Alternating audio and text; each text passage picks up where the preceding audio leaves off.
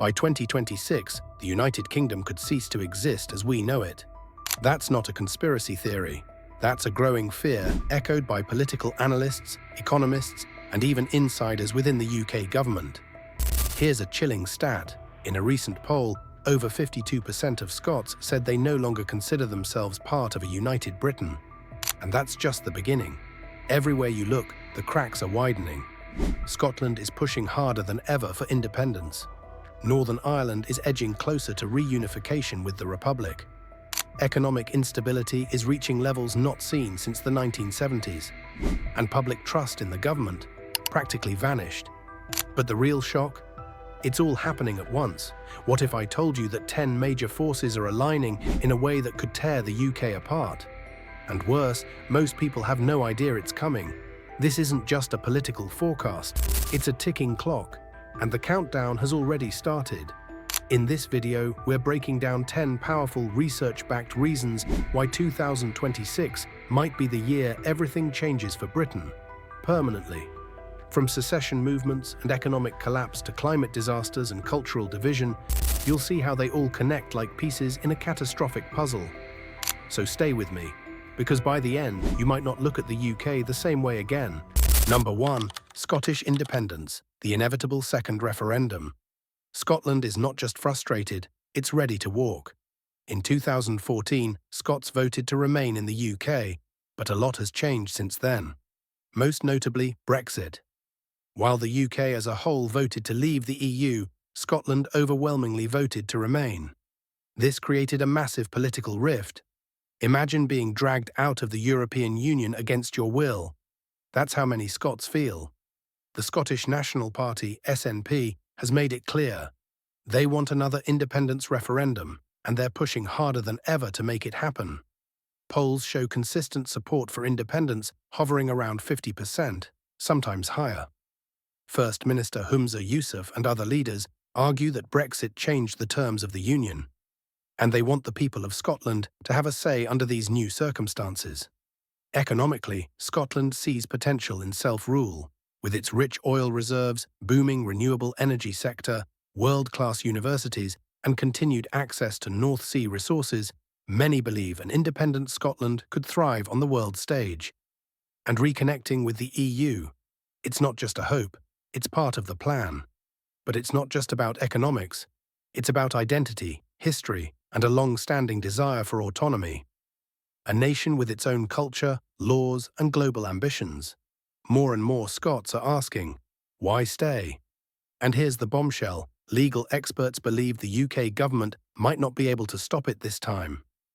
If a second referendum is greenlit and polls swing just a few points higher, Scotland could start the process of breaking away within the next 18 months. That's not speculation. That's a political fuse that's already been lit, and if it goes off, the UK won't just shrink, it could unravel completely. Number 2. Northern Ireland and the Irish reunification surge. Northern Ireland could be the UK's next flashpoint, and it's not just about politics, it's about identity, peace, and legacy. Since the Good Friday Agreement in 1998, Northern Ireland has experienced relative peace. But Brexit complicated everything. The new trade border between Northern Ireland and Great Britain has reignited old tensions, and many now feel politically and economically isolated from both London and the rest of Ireland. For the first time in history, nationalists, those who support a united Ireland, outnumber unionists in key political and demographic metrics. Sinn Féin, the party advocating reunification, recently gained the most seats in the Northern Ireland Assembly. And with a growing Catholic population and a younger generation leaning towards unity, the numbers are shifting fast. More than 60% of young people in Northern Ireland now say they would vote for Irish reunification if a referendum were held. That's huge. The momentum is building. Economically, many believe unification with the Republic of Ireland, an EU member, would bring prosperity, foreign investment, and broader international recognition. And culturally, shared history, language roots, and social ties are fueling a new sense of pan-Irish identity. The question isn't if there will be a border poll. The real question is, when? Some analysts believe that by 2026, conditions may align perfectly for a historic, possibly irreversible vote. If Northern Ireland leaves the UK, it won't just mark a geographic change, it'll be a symbolic collapse of British unity. And the dominoes won't stop there. What do you think? Are we about to witness the end of the Union? Comment below and tell us your take. And while you're here, hit subscribe, because this story is far from over. Number 3. Economic crisis and cost of living catastrophe. You don't need charts to feel it. The crisis is already in your wallet. Wages have stalled, rent and mortgage rates are climbing faster than people can keep up. Food prices are skyrocketing. Energy bills are devouring entire paychecks. This isn't inflation, it's economic suffocation. And it's hitting millions of families like a slow-moving avalanche they can't escape. By 2026, the UK could see record levels of personal debt, with many forced to choose between heating their homes and feeding their families. Think about that. In the world's 6th largest economy, people are skipping meals. It's not a distant fear. It's happening now. Then there's the housing crisis. Home ownership is increasingly a fantasy. Entire generations are stuck renting in unstable, unaffordable markets. Social housing is shrinking. Homelessness is spiking. Young professionals are giving up, choosing to leave cities or even the country in search of something livable. It gets worse. Small businesses are collapsing under rising costs. Retirees are watching their pensions evaporate in real time. Public services, from the NHS to schools, are stretched thin, understaffed, underfunded and overburdened. And what's the government response? Endless budget cuts, incoherent tax policies, and economic plans that shift every few months. The result? No one trusts anything anymore. This kind of stress fractures societies. Quiet desperation turns into public unrest. And public unrest, if ignored, doesn't just simmer, it erupts. The pound doesn't have to crash for the country to fall apart. Sometimes the collapse comes from inside. When the middle class breaks, the poor get angrier, and hope becomes just another luxury people can't afford. Number 4. Crumbling political trust and leadership vacuum. If trust is the glue that holds a country together, Britain's seams are splitting fast.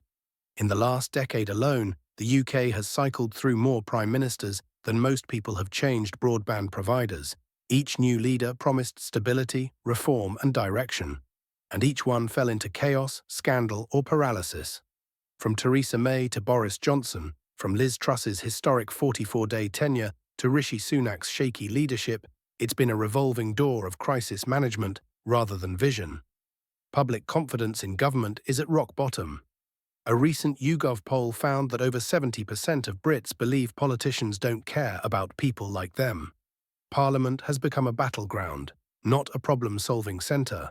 And scandals, from Partygate to financial conflicts, have eroded any remaining faith in political integrity. Even more worrying. There's no clear alternative. The opposition is fragmented. New movements lack momentum, and extremism is rising at the fringes. When no one believes the system works, radical solutions begin to look appealing. That's where democratic cracks widen into systemic breakdowns. Younger generations especially feel politically homeless. They grew up watching promises being broken and crises going unresolved. Many have disengaged entirely. Voter turnout continues to dip, especially in local elections, where disillusionment runs deepest. And yet, the same issues persist. NHS backlogs, housing shortages, education cuts, rising crime. No leader is staying in office long enough to address any of it with real strategy. Instead, short-term fixes and media spin dominate the headlines. A country without trusted leadership is like a ship without a captain, adrift in stormy waters. And as each new scandal hits, more people jump overboard. Britain's leadership vacuum isn't just a temporary glitch, it's a long-term instability signal, one that could push the nation past its breaking point by 2026. Number 5. Rise of regional nationalism in Wales and Cornwall. While Scotland and Northern Ireland dominate the headlines, something quieter, but just as significant, is happening in Wales and Cornwall. In Wales, support for independence has surged over the past 5 years. Once a fringe idea, the movement is now in mainstream political conversations. Groups like Yes Cymru have exploded in membership, and public sentiment continues to shift. Why? A combination of cultural pride, economic frustration, and a growing sense that decisions made in Westminster don't reflect Welsh priorities. More than a third of Welsh citizens now say they would vote for independence if given the chance. And as more powers are devolved to the Senedd, Welsh Parliament, the appetite for full control only grows. It's no longer about symbolic autonomy, it's about the real power to shape their future. Then there's Cornwall, often dismissed as a sleepy tourist destination, but home to a deep, distinct identity. The Cornish were granted minority status by the UK government in 2014, recognising their unique culture and language. But recognition hasn't translated into resources. Many locals feel economically abandoned and politically invisible. Movements like Cernow Matters and Mebion Cernow aren't just cultural preservation groups. They're actively advocating for devolution and self-governance.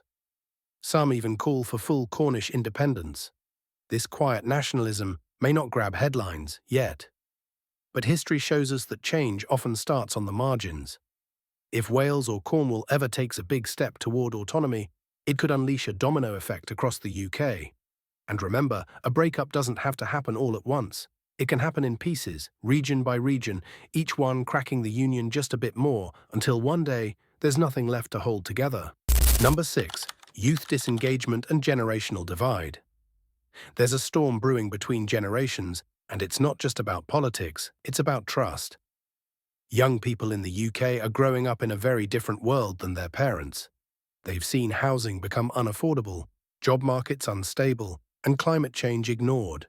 Tuition fees are up, wages are down, and the dream of owning a home feels like a joke. These aren't just temporary setbacks. They've become permanent fixtures of life under a system that no longer seems built for them. For many Gen Z and millennials, the traditional political parties don't speak to their reality. The result? Political apathy is spreading. Voter turnout among the under-30s remains stubbornly low. But it's not laziness, it's disillusionment. They see broken promises, scandals, and a ruling class that seems decades out of touch. And when the youth check out, the future becomes uncertain. Who replaces the current leadership if the next generation doesn't want to lead? Who votes for progress if they've already lost faith in the ballot? The generational divide is widening in culture too, from climate policies to social values. Older generations tend to support more conservative approaches, while younger ones push for radical change. This tension bleeds into every major debate, fueling frustration on both sides. If the next generation stops believing that the UK can serve their needs, the idea of unity, of one nation under shared goals, starts to fracture. Instead, regional identity, online communities, and even emigration start to look like better answers. A country where the youth are disengaged is a country skating on thin ice. By 2026, we may be staring at a generational rupture so deep, even a national election won't be enough to fix it. Number 7. Strained social cohesion and culture wars. The UK isn't just divided by geography, it's divided by values. And those values are colliding harder than ever before. From debates over immigration and race to gender identity, freedom of speech, and historical statues, Britain has become a battleground for cultural identity. These aren't just online spats, they're spilling into schools, communities, workplaces, and even Parliament. Social media has only thrown fuel on the fire. Platforms like X, TikTok, and YouTube have become echo chambers where outrage gets clicks and nuance gets buried. Algorithms push people deeper into ideological corners, and the result is toxic polarization. It's not left versus right anymore, it's identity versus identity, worldview versus worldview. This culture war isn't manufactured either. It's rooted in real frustrations, fear of change, generational gaps, economic disparities, and shifting global norms. And when these conflicts hit a tipping point, they start to undermine the very fabric of a shared national identity. What does it mean to be British anymore? Ask 5 people and you'll get 10 answers. That lack of a cohesive identity makes unity hard to sell. If we can't agree on basic values, how can we move forward together? Even traditionally neutral spaces, sports, the NHS, the BBC, are now political minefields. Every symbol, slogan, or policy becomes a line in the sand. the danger isn't just shouting matches online, it's the slow erosion of trust between communities. When people start seeing their neighbours as threats instead of allies, the idea of a united kingdom becomes a cruel irony. Culture wars don't just divide people, they wear them down. And if the fractures keep widening, it may not be politics or economics that ends the UK, it might be us. Number 8. Brexit fallout still haunting the UK. It's been years since the referendum, yet the aftershocks of Brexit are still rumbling through every layer of British life. Economically, the promised freedom from EU regulations hasn't led to the boom many were told to expect. Instead, British exports have declined, supply chains are more fragile, and small businesses have struggled to adapt to new paperwork, customs fees, and cross-border delays. Sectors like agriculture, fishing, and manufacturing, once touted as Brexit winners, are now among the hardest hit. But it's not just trade, the labour shortage is real. With fewer EU workers, industries like healthcare, hospitality, and farming have seen staffing crises that push costs up and productivity down. Consumers feel it too: empty shelves, long queues, rising prices. The Brexit bonus still missing in action. Politically, Brexit has poisoned the national discourse. It created a divide so deep that it still shapes every major debate today.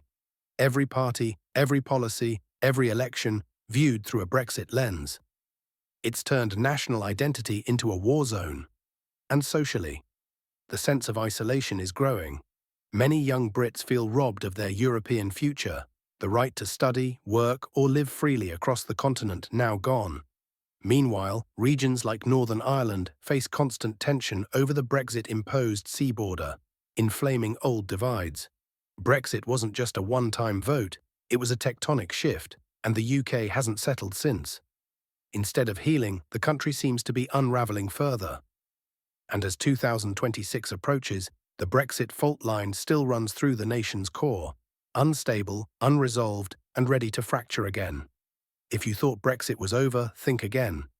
It might just be the ghost that haunts Britain's final chapter. Number 9. The devolution crisis, London versus everyone else. The UK isn't just divided by political opinions, it's divided by geography, money, and representation. And at the centre of that division is London. London is a global city, a financial powerhouse, and the political heart of the UK. But to many people outside the capital, it also feels like a different country. While billions are poured into infrastructure, culture, and development in London, many regions in the North, Midlands, and rural areas feel left behind, underfunded, underrepresented, and ignored. This imbalance has been building for decades, but now it's turning into open resentment.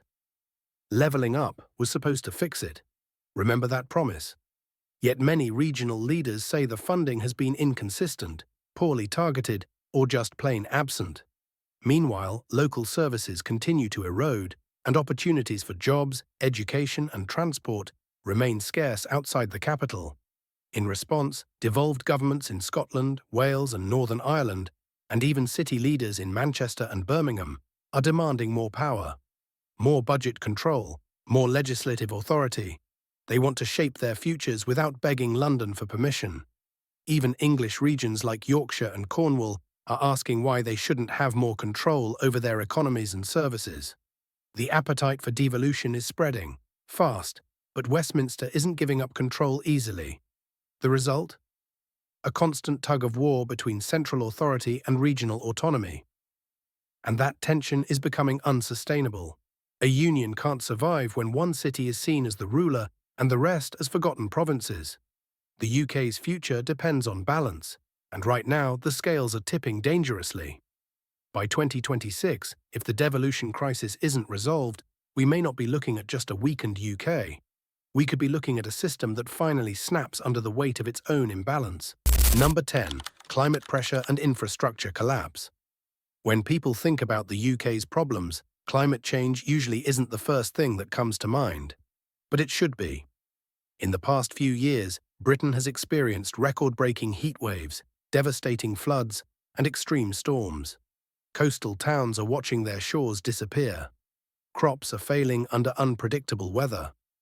And public infrastructure, already strained by years of underfunding, isn't ready for any of it. Drainage systems in many cities are decades outdated. Hospitals and schools face regular closures due to heat and flood damage. Power grids are vulnerable. Rail lines buckle in the heat. Roads crack, and all of it comes with an enormous cost, not just financially, but socially. As the climate crisis escalates, these disruptions won't be occasional. They'll be constant. And when people can't get to work, access hospitals, or find safe drinking water, frustration turns into fury. The government has made promises, passed some policies, and talked up net zero goals. But delivery has been slow, uneven, and, in many areas, almost non-existent. Environmental experts warn that the UK's infrastructure could begin failing systemically within the next few years, if nothing changes. What's worse, those who suffer the most are already the most vulnerable. Low-income families, elderly populations, rural communities. Entire towns could be left behind, flooded out, overheated, or structurally cut off from help. Climate change isn't just an environmental issue, it's a national stability issue. And if 2026 brings even more extreme weather, the cracks in the UK's infrastructure might not just widen, they could split open. In the end, it might not be a political movement or economic crash that breaks the UK. It might be the storm that hits and the systems that can't hold. So what do you think? Is the UK heading for a breakup, or can it still hold together? Drop your take in the comments. No filters, just facts. If you found this eye-opening, check out our previous video. It connects more dots than you think. We put real time and research into every story, so if you want to support what we do, hit that subscribe button. It's just one click, but it means everything to us.